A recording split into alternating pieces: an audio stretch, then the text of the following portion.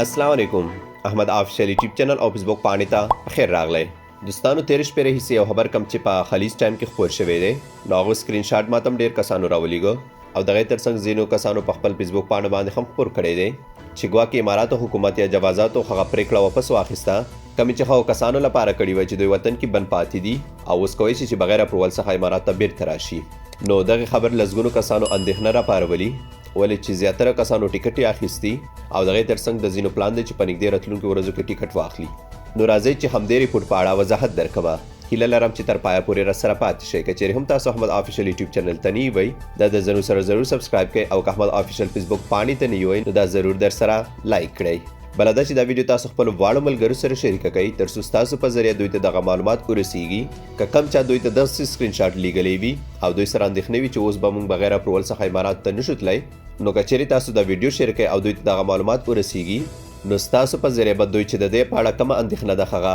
ختم شي خراب شم خبر ته کم چې په خلیج ټایم کې خپور شوی تاسو په سکرین باندې هم ښکاري د عنوان ته تاسو ځیر شئ دلته لیکلی دي چې آی سی ایچ جی ډي آر ایف ای آی سی ایچ جوازاتو ته وایي جی ډي آر ایف ای د دوبۍ جوازاتو ته وایي چې اوس کم کسان چې اماراتو اقامې یا پخې ویزې لري او دوی دوبۍ ته راستنیږي دوی باندې لازمه ده چې اپروول واخلي د دې ترجمه تر دې ځای پورې شوه خو که چیرې موږ دې ځای ته وګورو چې چا ویلي دي د دوی په وینا چې سیز ایرلاین مطلب دا چې هوایي شرکت ویلي دي نه جوازات ویلي دي او نه اماراتو کومې بلې ادارې داسې اعلان کړی دی را به شو نوره به هم دا ریپورټ وګورو زه به هغه مطلب ترې راواخلم کوم چې موږ ورسره کار دی دلته لیکل شوي چې ان سی ایم ای یا نیشنل ایمرجنسي کرایسس اینڈ ډیزاسټر مینجمنټ اتھارټي ورسره آی سی یا فیډرل اتھارټي فار آیډنټیټي دوی هغه فیصله واپس واخیسته کومه چې 13 په ورځ کړې وه چې اوس به هغو کسانو ته بغیر د اپروول څخه اجازه ورکړی شي کوم چې وطن کې بند پاتې دي خو دا په یو ټویټ کې د یو هوایي شرکت له لورې خپره شوي دغه ټویټ تاسو ته هم ښکاري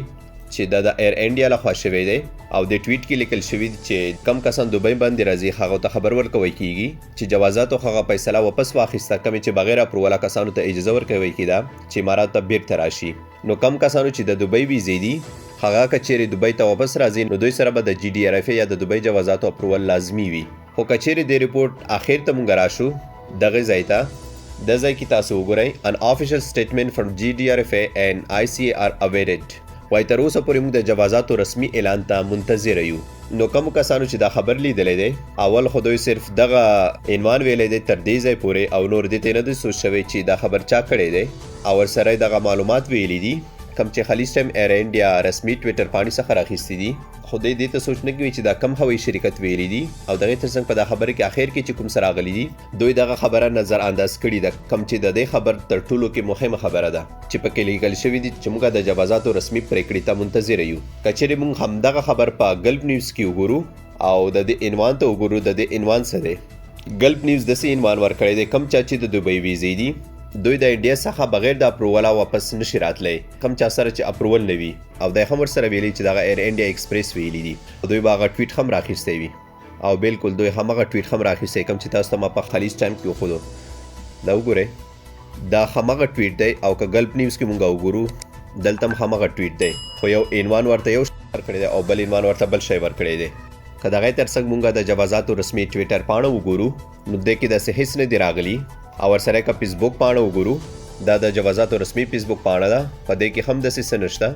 چې ګواکې هغه پریکړه مونږ واپس واخیسته کم چې بغیر د اپرووله اوس کسان امارات ته بیرته راتلی شي نو جوازاتو داسې هیڅ اعلان نه دی کړی صرف ایر انډیا په خپل ټویټر پاڼه باندې د معلومات خپاره کړي چې مونږ زیاتره خلکو دې ته سوچ نه دی کړی او خپل فیسبوک له لارې شیر کړي او زموږ زیاتو کسانو سره د دې په اړه اندېښنه پیدا شوې ده د دوبۍ جوازاتو رسمي ټویټر پاڼه به هم در باندې وګورم په دې کې هم داسې څه نشته چې پکې لیکل شوي وي چې موږ هغه فیصله واپس واخیسته کم چې هغو کسانو ته موږ بغیر د اپرووله اجازه ورکړې وه چې امارات ته بیرته راشي نو دوستانو زه تاسو په لنډو ټکو کې پوه یم د دغه واړو معلوماتو ښودل تاسو لپاره ضروري و تر څو زه تاسو پرې پوه کړم چې کومه اندېښنه د دې په اړه ستاسو سره پیدا شوې ده نو امید لرم چې دغه معلوماتو په اورېدو به ستاسو د اندېښنه ختم شوي وي دلته دا خبره یو ځل بیا واورئ کم خبر چې خلیج ټایم کې راغلی دی چې پکې لیکل شوي دي چې اماراتو جوازاتو هغه پریکړه واپس واخیسته کم چې هغه کسان چې وطن کې بند پاتې وو دوی بغیر د اپروول څخه امارات ته بیرته راتلی شي دا خبر صرف ایر انډیا ایکسپریس په خپل ټویټر پاڼه باندې خپور کړی دی نور نه اماراتو کومې ادارې د دې په اړه څه ویلي دي او نه جوازاتو څه ویلي دي نو امید لرم چې دغه معلومات تاسو ته ګټور تمام شي. اوس هم ښه کسان چې وطن کې بند پاتې دي او دوی غواړي چې امارات ته بیرته راشي، دوی کولی شي چې بغیر اپروول څخه امارات ته بیرته راشي. که دوی کې د کم چا 6 میاشتې وخت پوره شوی او یا ویزې د 3 میاشتې اول تاریخ څخه را په دې خوا ختم شوي، دوی کولی شي چې امارات ته بیرته راشي. خو صرف دا دی چې دوی به د کرونا وایرس ټیسټ کوي او هغه سرټیفیکیټ به د سفر په وخت کې د ځان سره کوي. که چیرې مسؤلو کسانو د ټیسټ سرټیفیکیټ پوښتنه ترې وکړه نو دوی به هماغه سرټیفیکیټ ورته ښایي. امید لرم چې دغه معلومات به تاسو ته ګټور تمام شوي وي. که چیرې هم احمد آفیشل یوټیوب چینل ته نوی وئ دا د زنو سره ضرور سبسکرایب کړئ او که احمد آفیشل فیسبوک پاڼې ته نوی وئ نو دا ضرور در سره لایک کړئ. بله دا چې دا ویډیو تاسو خپل واړو ملګرو سره شریکه کړئ تر څو ستاسو په ذریعه دوی ته دغه معلومات ورسیږي. نور په لاس سپارم. د الله په امان.